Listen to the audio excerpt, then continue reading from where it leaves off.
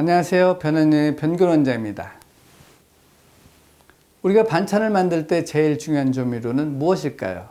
고추장, 된장, 마늘, 후추, 가장 중요한 것은 소금일 것입니다. 만약에 소금이 없다면 간이 맞지 않고 맛이 없어서 음식을 먹기가 힘들겠죠?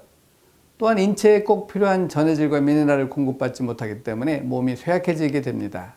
전 개인적으로 TV를 볼 때 다큐나 동물 프로그램을 자주 보는데 사냥들은 소금을 먹기 위해 목숨을 걸고 깎아지른 절벽을 타고 다니면서 소금을 먹기도 하고 동족이 오줌을 넣을 때 이 오줌을 받아 먹기도 합니다. 가끔 뉴스에서 접하지만 탄광이 매몰되어 고립되었을 때 소금을 섭지 못하기 때문에 본인의 오줌을 받아서 먹었다는 말을 듣기도 하는데 이는 소금이 얼마나 중요한지에 대해서 말해주는 것입니다.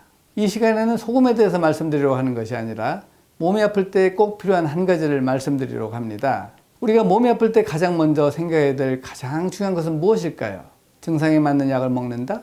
한의원 병원을 간다? 민간요법을 통해서 치료를 한다? 식이 제한을 한다? 등등 많은 방법이 있겠지만 가장 중요한 것은 원인을 찾는 것입니다. 물론 원인을 찾기 위해서 병원에도 가지만 자율신경계 조절 능력이라든지 소장에서 일어나는 장누수는 검사 방법이 없으니 결과적으로 원인을 모르고 치료하는 꼴이 되어버리는 것입니다.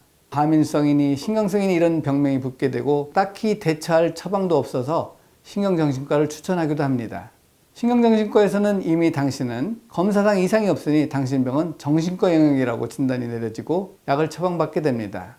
내가 원치 않아도 자연스럽게 맞지 않는 약을 복용하는 경우가 너무나 많습니다. 소장벽에서 발병되는 장누수와 그리고 뇌의 심부에 있는 자율신경계 조절 능력이 떨어지는 자율신경계 실조 증상이 있다면 바로 원인을 모르는 신경성 과민성이라는 진단을 받게 되는 것입니다. 최근에는 인터넷이 발달되면서 일단 아프면 유튜브를 통하여 검색을 하게 되는데 유튜브를 시청할 때 주의할 점은 효과가 있다는 약이나 비타민, 식품을 성분 위주의 효과를 말하는 것인지 아니면 이런 식품을 먹었을 때 대사 과정을 통해서 나타나는 효과에 대해서 말을 하는 건지를 감별할 줄 알아야 됩니다. 즉 부분을 보고 말하는지 전체를 보고 말하는지를 알아야 되는 것입니다. 장누수는 소장벽에서 발병되는데 소장벽은 아주 미세하여 검사할 수가 있는 내시경이 없기 때문에 확인할 수가 없어서 나타나는 증상을 들어보고 진단을 주로 합니다. 속이 쓰리면 역류성 식도염, 소화가 안 되면 신경성 위장병이라는 진단을 받지만 의사분이 소장에 대해서 알고 있는지 등을 따져봐야 됩니다. 또한 자율신경계는 뇌에서 자동으로 조절되는데 교감신경과 부교감신경이 시소처럼 자동으로 움직이는 기능을 합니다. 교감신경이 흥분이 되면 불안, 초조, 불면, 두통, 어지럼증 등의 증상이 나타나고 부교감신경의 기능은 떨어지면 손발이 차고 소변을 자주 보고 속이 미스거리는 증상이 나타나는데 이 자율신경계는 MRI 등의 검사기계로 검사할 수가 없습니다. 그러니 오진에 의해서 필요 없는 약을 먹는 경우가 많게 되는 것입니다. 특히 장과 뇌는 미주신경에 의해 연결되어 있기 때문에 장이 좋지 않으면 자율신경계도 영향을 미쳐서 자율신경계 실조 증상이 나타나게 되는 것입니다.